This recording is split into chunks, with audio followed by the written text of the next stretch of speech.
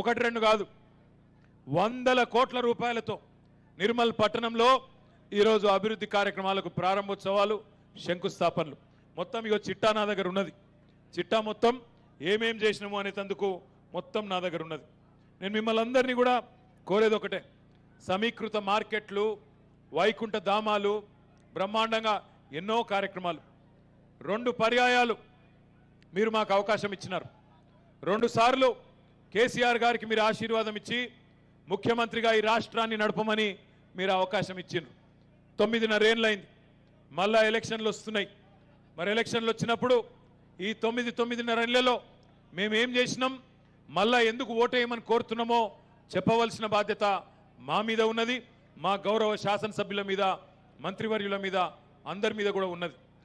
విన్న తర్వాత ఆలోచించి నిజంగా మేము చేసింది వాస్తవం అయితే కడుపు నిండా ఓట్లేసి మాకు ఆశీర్వాదం ఇవ్వండి. నేను చెప్పింది తప్పైతే మాకు ఓటు వేయకండి.